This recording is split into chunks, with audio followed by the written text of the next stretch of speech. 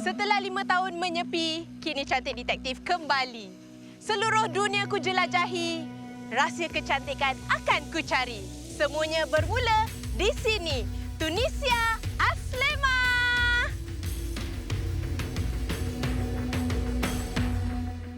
10 tahun lalu, saya mula kembara saya.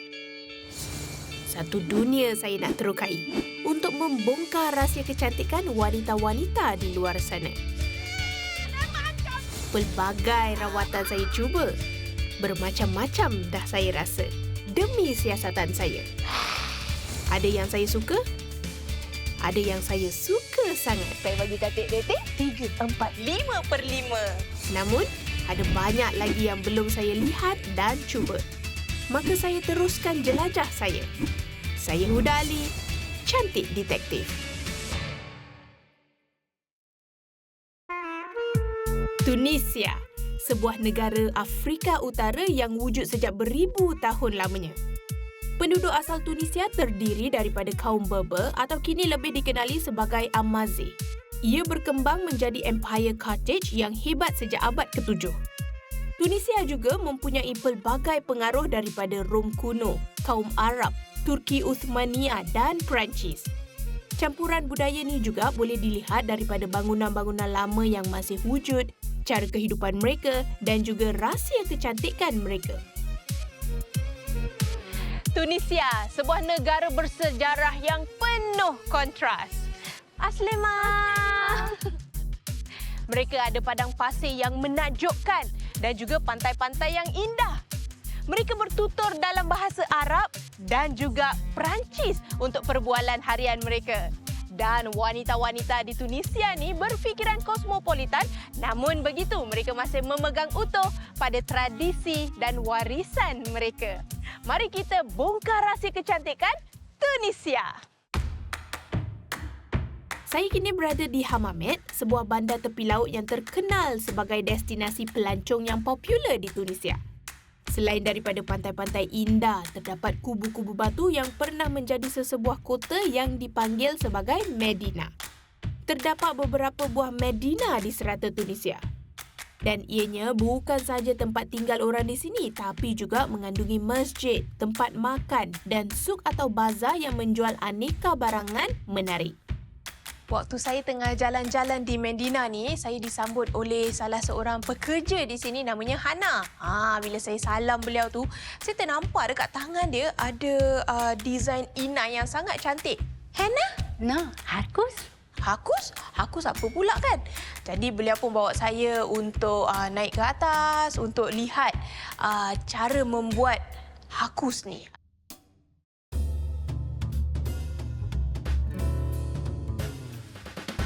Oh, so these are the ingredients for hakus. Bila Hana terangkan, baru saya tahu hakus ni sebenarnya ada banyak bahan yang digunakan untuk hasilkan dakwat hakus ni. Contoh bahan yang saya kenal lah, sebab ada yang saya tak kenal. Contoh yang saya kenal seperti cengkeh, ada juga kristal alum ataupun tawas. Lepas tu saya juga diberitahu mereka gunakan kulit buah delima juga. How to make the hakus? كل في الزليزية إذا نحطوه نثقوه في الماء ويقعد باش نجموا نطليو به القطع منه باش يشد لنا الحرقوس. وبعد نحطوا شوية حديد ونقعدوا نحكوا فيه بالباذي. نقعدوا نحكوا هكا برشا برشا برشا ندوروا لين يشد بالكدا في الغطاء بتاعه. وبعد نحطوه على نار هادئ بشويه بشويه النار معناتها مش قويه باش يفسد. ونغطيه ونحطه بالمشوار فوق هكا بالماء باش ما يطلعش البخار لبرا.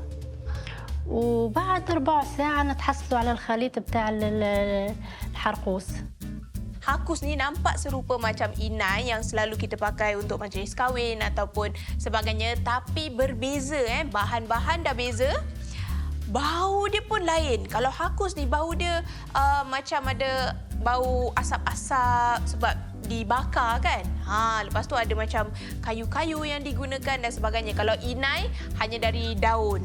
Jadi bau dia memang berbeza. Warna dia pun berbeza. Cara hakus ni dilukis, Hana gunakan jarum untuk lukis. Bila saya lihat jarum tu saya terkejut. Saya ingatkan macam tattoo selalu kan dilukis gunakan jarum kan. Saya pun terkejut lah. Rupanya jarum tu tak tajam pun. Caranya Hana cuma celupkan jarum tu, lepas tu lukiskan di tangan saya. Macam pen, sama.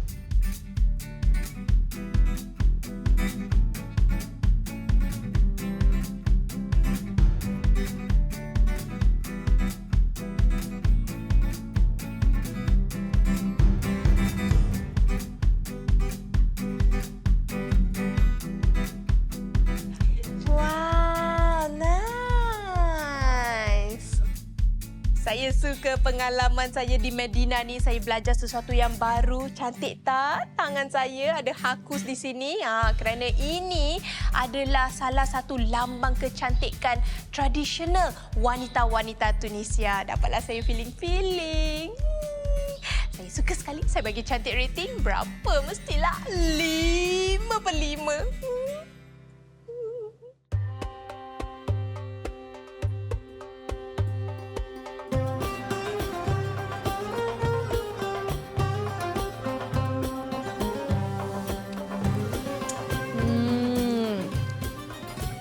Kalau dah di kawasan Mediterranean ni, tak makan buah zaitun memang tak sah. Kita semua tahu khasiat buah zaitun ni kaya dengan vitamin E, bagus untuk kesihatan dan juga kecantikan.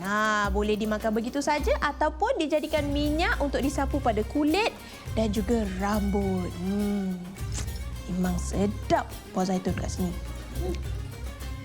Hi, you like it? I love it. Yeah. The olives are so fresh and nice. My friend make a black olive soup. Oh, Yeah. your friend make soap from olives? Yeah. Wow, sabun yang diperbuat daripada buah zaitun.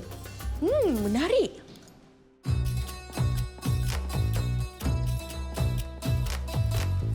Bila saya diberitahu orang-orang Tunisia ni ada menghasilkan sabun menggunakan buah zaitun, mestilah saya nak tahu sebab kita semua tahu kan, buah zaitun ni memang banyak sangat khasiat dia terutama dalam kecantikan. Jadi saya pun pergi ke kedai yang telah disyorkan oleh pelayan restoran tu. Hello.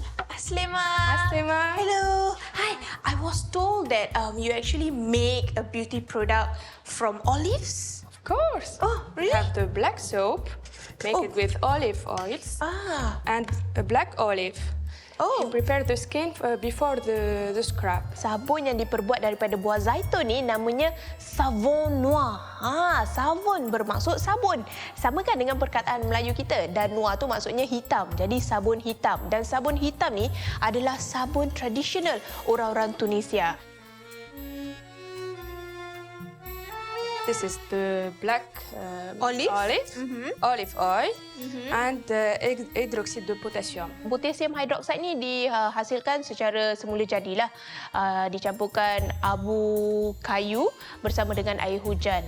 The oil olive in this machine. Oh, just put the oil in the machine. Yeah. All of these are olive oil? All of this. Oh. Aziza tunjukkan saya proses untuk membuat sabun noir ni. Yang pertama beliau masukkan minyak zaitun, lepas tu buah zaitun dan diadun sebentar. Lepas tu barulah dimasukkan potasium hidroksida.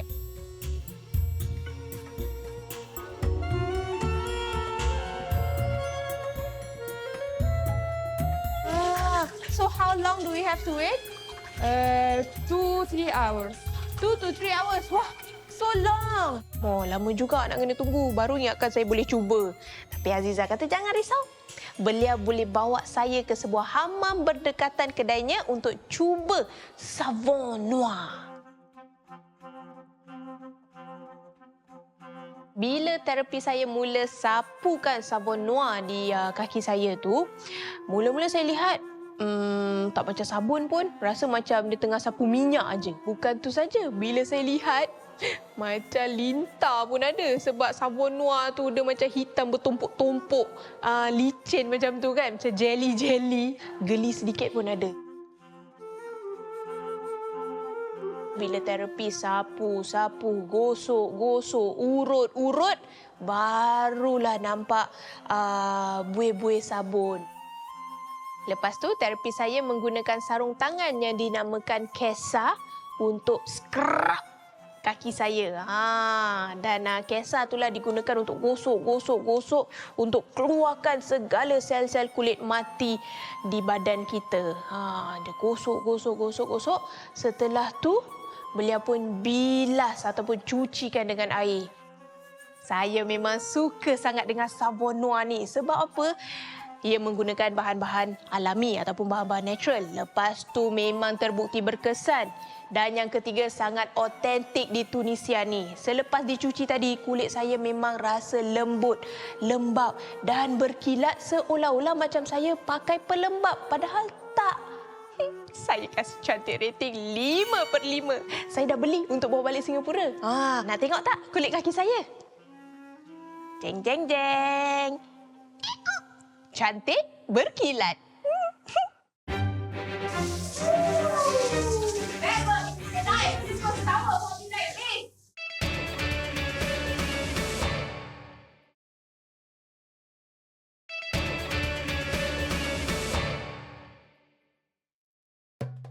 Nama bandar Hammamet berasal daripada perkataan Arab hammam yang bermaksud tempat mandi. Jadi tak hairanlah jika Hammamet ni dikenali sebagai destinasi kesihatan dan kecantikan. Ada pelbagai spa di sini.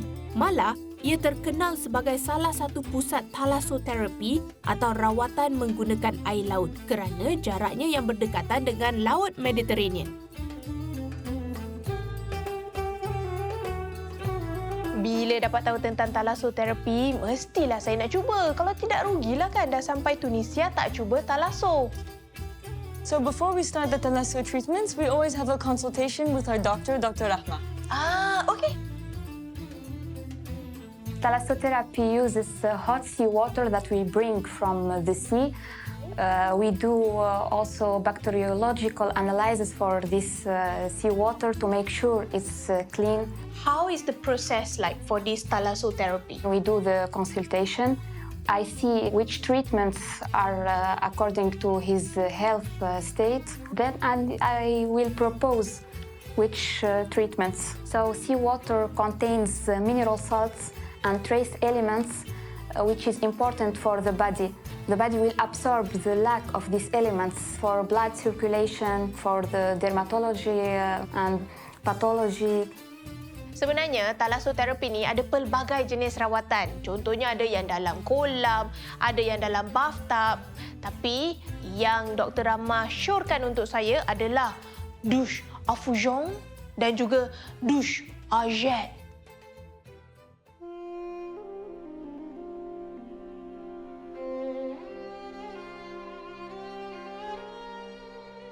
Bila terapis mula buka pancutan air tu, saya rasa sedap sangat sebab air laut tu hangat.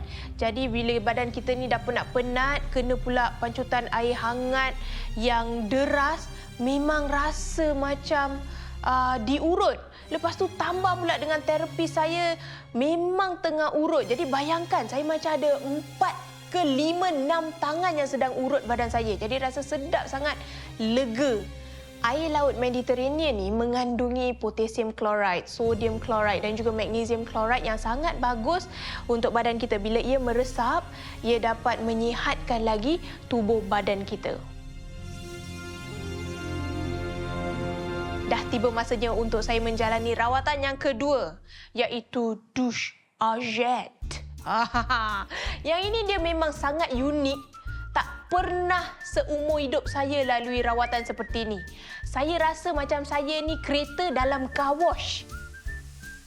Apa yang dilakukan adalah terapis buka air yang sangat deras, pipe air yang sangat deras, dan beliau mula pancutkan air itu seluruh badan saya. Sebenarnya rawatan ni bagus untuk mengurangkan selulite dan juga lemak-lemak di badan kita. Bila saya dah melalui rawatan tu, barulah saya faham. Bila dah kena pressure air yang sangat kuat, boleh rasa tau. Babat-babat saya yang di lengan dan di kaki ni semua, dia macam bergegar-gegar. Dia macam macam tu. Itulah agaknya yang akan memecahkan ataupun akan melembutkan lemak-lemak di badan kita. terapis dah pesan tutup mata tu.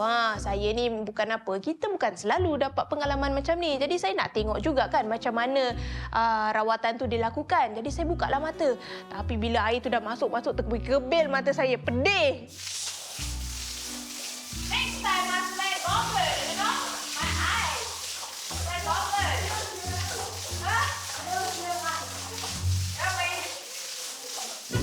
Dah 4 musim Cantik Detektif, saya tak pernah melalui rawatan dan juga terapi yang macam ni. Urut memang dah pernah, hidroterapi dah pernah, mandi-mandian tu bermacam-macam pun dah pernah. Tapi yang ini, mandian ataupun pancutan air daripada air laut Mediterranean.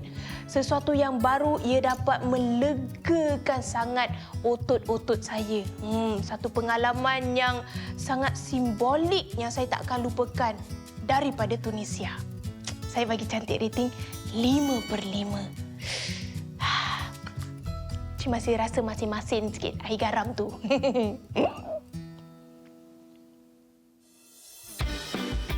Selepas rawatan thalasoterapi, saya ambil peluang untuk jalan-jalan di kawasan Medina. Dan di situ saya terjumpa satu kedai yang menjual produk kecantikan yang dihasilkan dari satu bahan yang amat unik.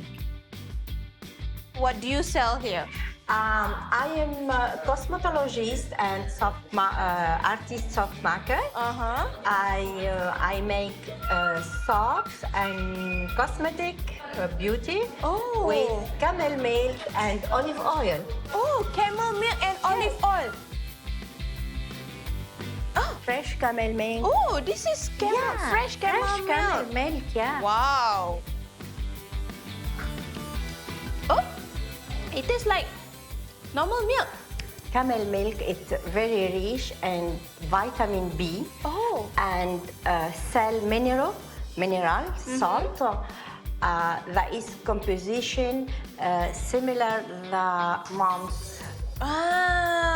Breast milk. Yes. Saya sempat cuba salah satu produk yang dihasilkan oleh susu unta dan saya agak terkejut dengan kesannya pada kulit saya. Ia bukan saja melembutkan kulit kita, tapi tengok, ia mencerahkan. Saya tak tahu sama ada di kamera boleh nampak ke tidak, tapi kalau gunakan mata kasar memang nampak lebih cerah sedikit berbanding dengan yang sebelumlah. Wow, memang baguslah susu unta ni untuk menghilangkan sel-sel kulit mati di kulit kita ni.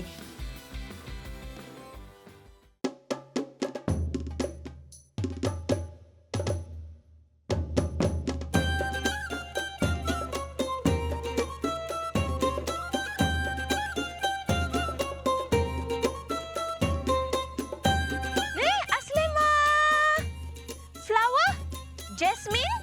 Oui. So nice. How much? $3. Okay.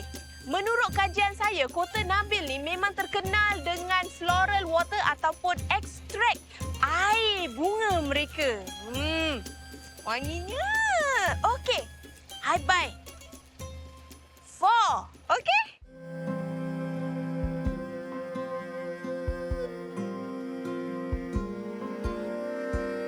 Saya dapat tahu di Nabil ni ada sepasang suami isteri yang menghasilkan ekstrak air bunga. Jadi saya pun dapatkan alamat dan terus menuju ke rumah mereka. Bila saya sampai, saya disambut oleh Rania dan juga suaminya Muhammad.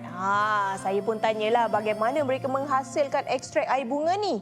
Jadi mereka bawa saya ke belakang rumah mereka. What flower is this? Geranium. Geranium? Yes. Can I smell it? Bien sûr. Yes, this is geranium. Saya memang kenal sangat geranium ni sebab saya suka essential oil dia. Dan essential oil ataupun minyak essential geranium ni memang sangat mahal di Singapura. Tapi di rumah Rania dan juga Muhammad, dia tanam belakang rumah aja macam tu. So you make a geranium flower into geranium water? Yes. So what do you use it for? For aromatic and for medicine. So for aromatic, is it for perfume or you use it for cooking? To cook the Tunisian sweets. So what do you use the floral water for? For example, for the rose, you use it to hydrate the skin, to remove makeup, and remove scars. Saya pun minta Rania dan Muhammad untuk tunjukkan cara mereka hasilkan ekstrak air bunga ni. Bila saya lihat Rania gunting, Muhammad tarik daun geranium tu, saya macam alamak sayangnya sebab mahal kan geranium ni. So how much do you need? For 1 kilo, 1 liter. Mereka perlukan banyak sebab 1 kilo daun-daun tu hanya menghasilkan 1 liter air bunga geranium. Lepas tu mereka pun bawa saya ke ruang di mana mereka hasilkan ekstrak air bunga-bunga ni. Can you help me? Oh, sure. This one? I take this flower. Can. Anything for my geranium. Thank you. So we put Then everything inside? Put it here. Oh, okay. Proses penyulingan ni bermula dengan mereka masukkan daun dan juga bunga-bunga yang dipetik tadi ke dalam satu periuk. Setelah itu, mereka campurkan air dan air ni harus menutupi paras daun dan bunga-bunga tu. Untuk memastikan wap panas tu tak terkeluar, mereka pastikan yang tiada lubang di keliling periuk. Jadi mereka balutkan dengan kain. Bila saya lihat proses ni, sebenarnya ia sama macam waktu kita di bangku sekolah dulu di Makmal Sains. Kita belajar tentang proses distillation ataupun proses penyulingan. Samalah. Bila air tu dah mendidih, ada evaporation. Lepas tu dia akan melalui air yang sejuk dan ada condensation. Dari situlah baru kita dapat hasil titisan ekstrak air bunga geranium. Saya sebenarnya kagum dengan Rania dan juga Muhammad kerana mereka dapat menghasilkan ekstrak air bunga hanya di halaman rumah mereka. Dan mereka menghasilkan ekstrak air bunga ni yang berkualiti tinggi, yang asli, yang tiada bahan kimia dan yang terbukti banyak penggunaannya. Siapa sangka air bunga tu sebenarnya banyak kegunaannya dari segi untuk kecantikan hinggalah kesihatan. Satu pengalaman yang banyak mengajar saya. Saya bagi cantik rating 4/5. Mak, kau tajam. Mak! Dia jilat!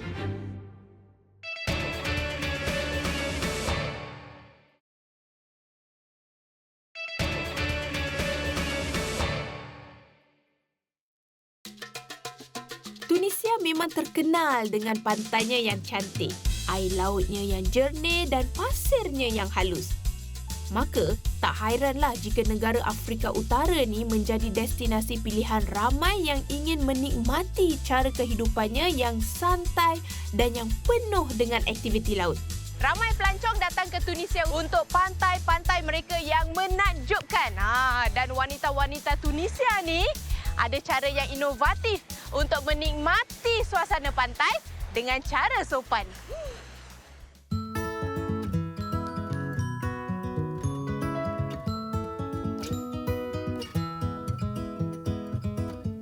Sebenarnya di Tunisia ni ada banyak butik-butik yang menghasilkan burkini yang cantik-cantik.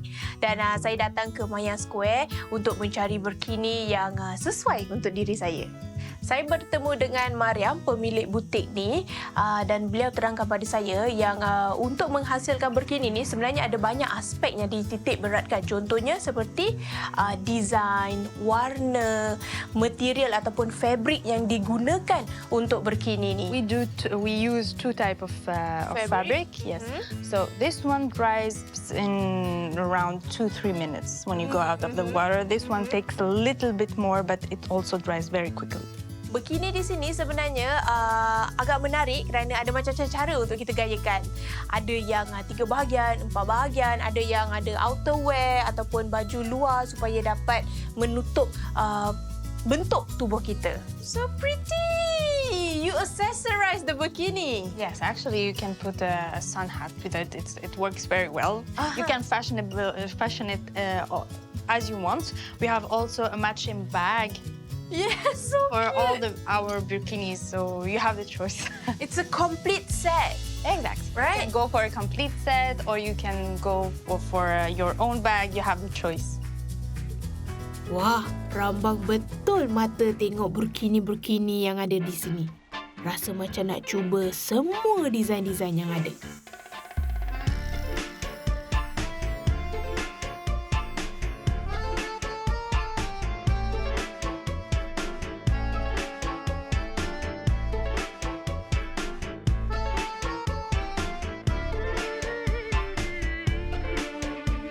Macam mana? Sedondong tak kita? Cantik kan? Bila saya dah cuba sendiri berkini, wah, saya rasa sebenarnya berkini ni memang agak menarik sekali. Nak pakai pun selesa, trendy, cantik, menarik dan yang paling penting sekali, sopan. Dan saya pasti trend berkini ni akan lebih berkembang di masa akan datang. Saya suka sekali dengan fashion berkini di Tunisia ni. Saya bagi cantik rating 5/5. Sekarang ni saya nak shopping berkini, nak bawa balik Singapura. Nak pilih yang mana satu Yang mana Yang mana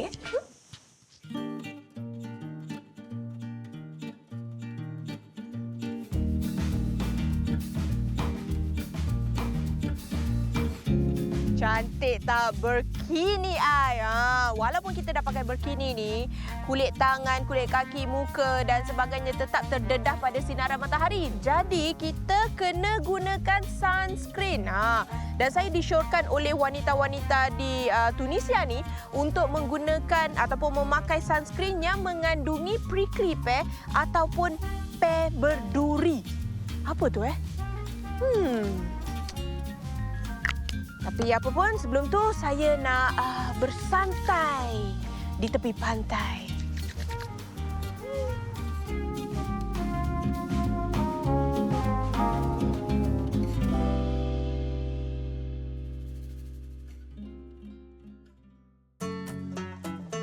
Saya dapat tahu sunscreen yang saya gunakan tu ada kedai di Nabel.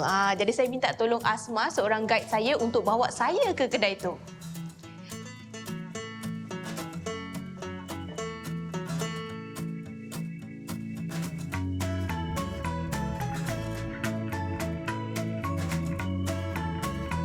Saya bertemu dengan Hanan dan syarikat beliaulah yang menghasilkan sunscreen yang saya gunakan tu, dan salah satu bahan utama dalam sunscreen tu adalah prickly pear ataupun pear berduri yang tumbuh daripada pokok kaktus yang banyak terdapat di Tunisia ni. البريكلي يعني الhuile de pépin de figue de Barbarie est une huile très précieuse.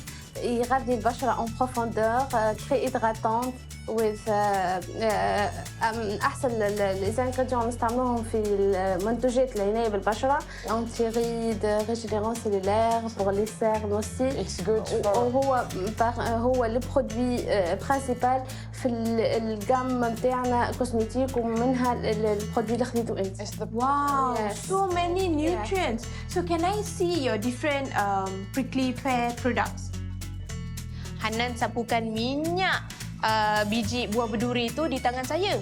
Bila dia sapu, minyak tu memang cepat meresap dan memang tak melekit langsung. Selalu kan kalau minyak kita sapu kan dia macam berminyak sangat dan lambat untuk meresap, tapi ini tak. Minyak daripada biji buah pear berduri ni dia terus meresap dan boleh nampak kilat dan melembabkan kulit saya. Rupanya minyak daripada biji pear berduri ni sangat berkhasiat, bagus untuk kecantikan kulit kita sebab dia kaya dengan vitamin E, omega 6, omega 9. Memang baguslah untuk anti penuaan, untuk lebutkan kulit supaya dia toing. Tengoklah kulit Hanan ni cantik, berseri. You can understand me. Very good. Can I see how you actually make the oil, how you extract the oil? Bien sûr. Yeah.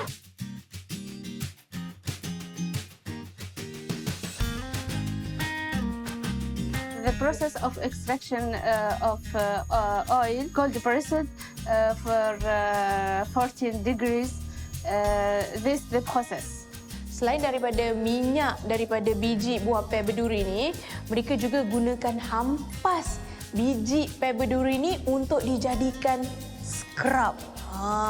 Tengok, sangat-sangat inovatif mereka ni menggunakan semua bahagian buah pea berduri ni. You know, I've been learning about the product, the goodness, the benefits of this prickly pear, but I've never tried the fresh fruit actually. I've never seen the fresh fruit. No problem. I'll show you. Huh? Yeah, let's go to the farm. We are going to the farm? Yeah. Okay. You will complete my experience. Thank you so much, Hanan. Thank you, sir, for sharing. Yes, thank you.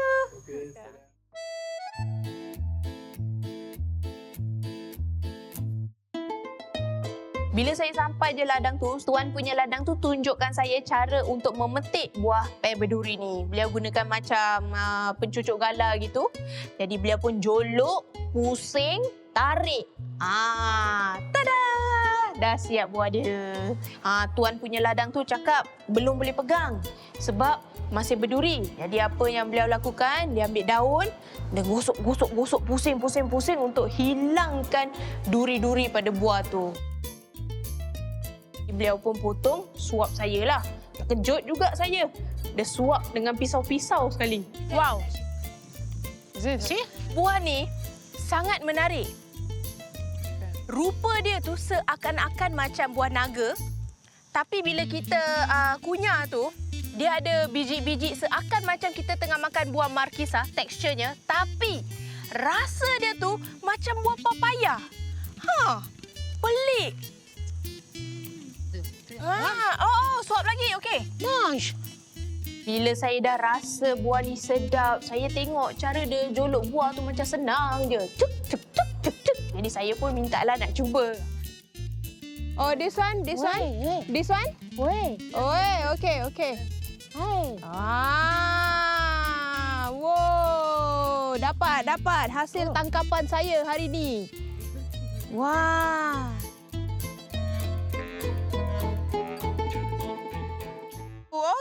Okay. Mak kau tajam masuk duri. Got the thorn. Mak! Dia jilat! Wait. No, it's okay. Okay? Sui! Thank you. Itulah, kalau tak pandai, jangan memandai orang kata. Tak pandai belajar, biar orang tunjuk dulu. Jangan memandai. Kan? Dah kena? Pengalaman saya jumpa dengan buah yang memang saya tak pernah nampak ni, buah pea berduri ni memang sangat menakjubkan. Saya suka sebab khasiat ni bukan saja bagus untuk kesihatan kita, tapi juga bagus untuk kecantikan kita. Dia macam khasiat dia untuk seluruh badan kita lah. Saya suka sekali, saya bagi cantik rating 5/5. Tapi oleh kerana buah ni telah menyocok jari saya potong setengah markah. 4.5/5. But I still love you, you buah pea berduri. You berbiji pun tapi I suka sebab you sangat berkhasiat.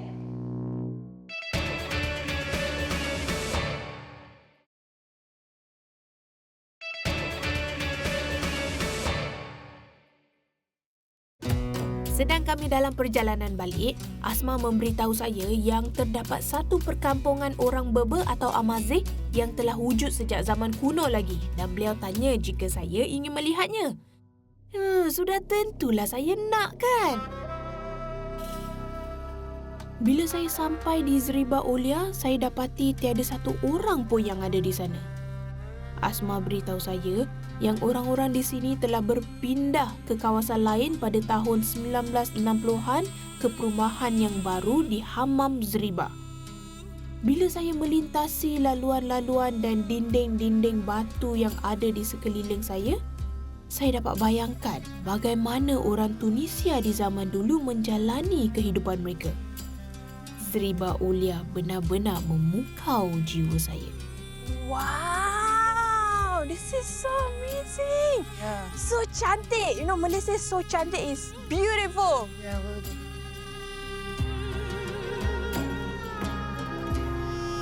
Bila saya tengah jalan-jalan, menikmati pemandangan di kampung Zriba ni, tiba-tiba saya macam terbau. Macam orang tengah masak di atas dapur arang. Punyalah sedap. Jadi saya pun tanya Asma lah. Ada orang tengah masak ke? Dia kata, ya. Memang betul dekat sini ada sebuah tempat makan khusus untuk para pelancong ataupun tetamu mereka. Apa lagi? Saya pun minta Asma lah untuk tunjukkan saya di mana.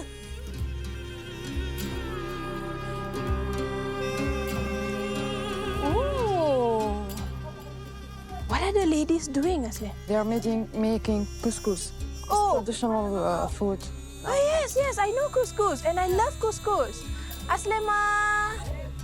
Couscous ni adalah bijirin yang sangat sihat dan ia adalah salah satu makanan utama bagi orang-orang Tunisia dan juga di kawasan Mediterranean. Bila saya lihat, ada macam-macam langkah untuk sediakan couscous ni. Jadi saya pun nak tahulah apakah proses untuk sediakan couscous ni. Jadi saya pun tanyalah seorang ni. Saya sebenarnya tak ingat namanya tapi kita panggil dia Ummi. Macam seorang ibu, Ummi.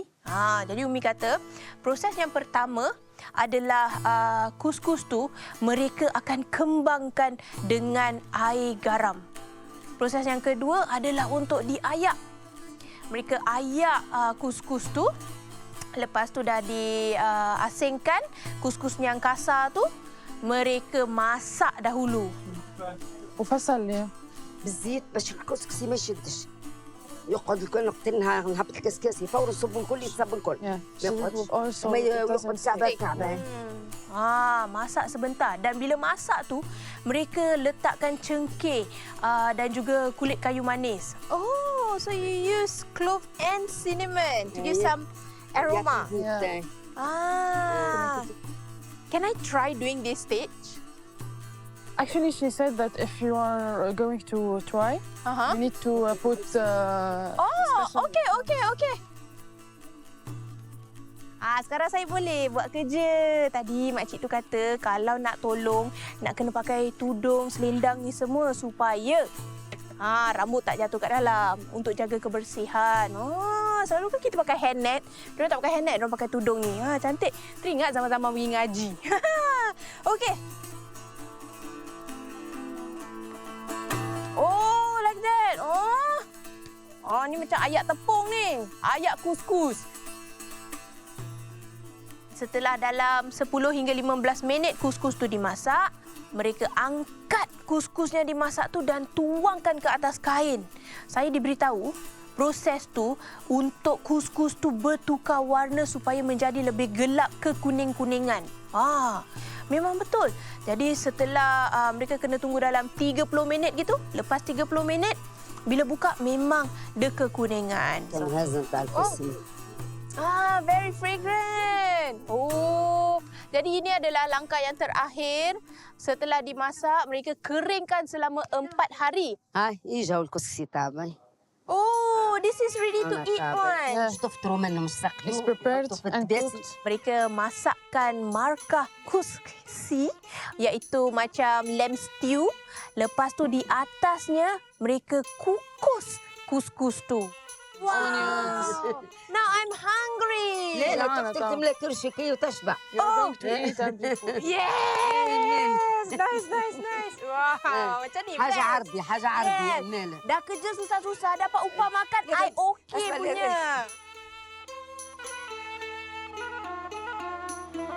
Mari kita rasa couscous ala Tunisia. You like that? It's so delicious. Dia seakan macam stew. Jadi dia masak couscous ni bersama dengan kuah tu. Jadi memang sangat sedap, sangat berperisa. Dan couscous ni memang sangat sihat. Buat yang tak tahu, couscous ni adalah dalam kategori superfood. Sangat sihat, lebih sihat daripada beras perang. Saya suka sangat couscous ni. Saya bagi you cantik rating 5/5. Couscous. After I eat this, I can become slim. Of course. And healthy.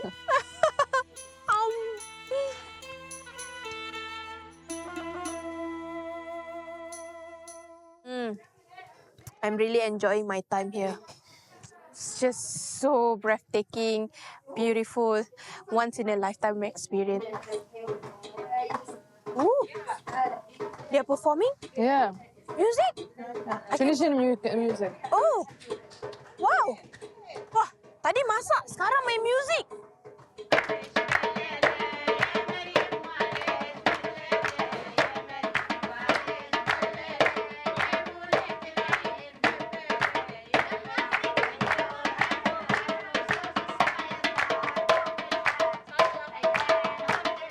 Sedang saya seronok berjoget-joget dengan Umi, tiba-tiba Umi kata dia ada sesuatu yang dia mahu saya cuba. قولها لي هاي شيء مش هكاك But I cannot dance? لا مش هكاك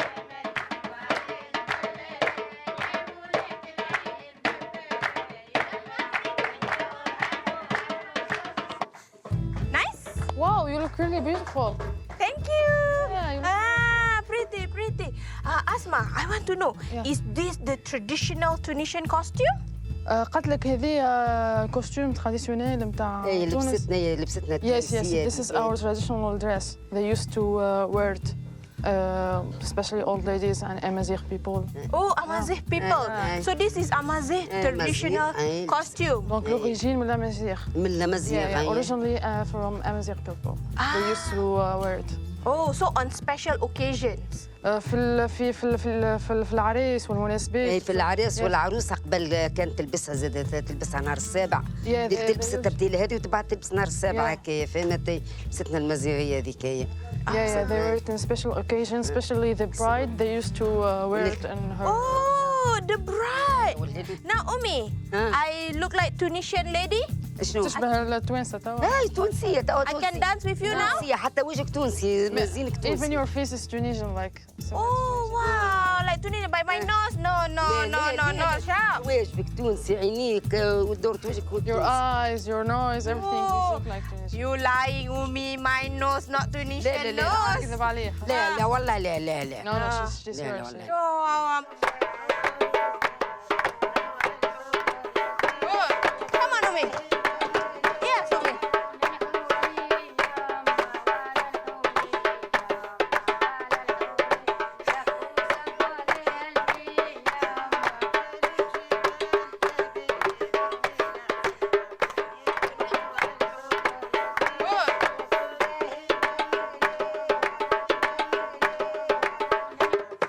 Penat juga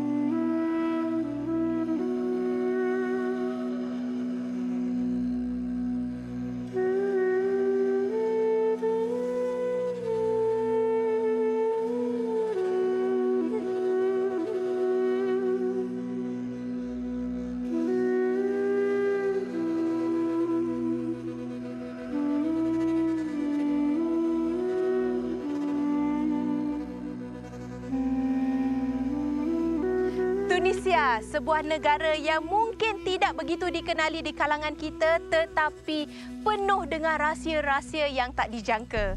Pengalaman saya di sini, saya akan ingat sampai bila-bila daripada rahsia kecantikan mereka hingga cara kehidupan seharian mereka dan juga cara mereka menerima dan menyambut saya seolah-olah macam saya ni salah seorang daripada mereka. Syukran jazilan Tunisia. Beslema.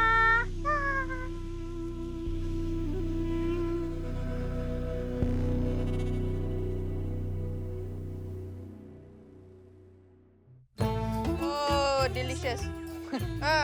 Tak nak makan? What's that? Nah. Umi, delicious. You cook very, very delicious. Lagi sekali dia kata, oh, banyak lalat. Oh, no. Bersih.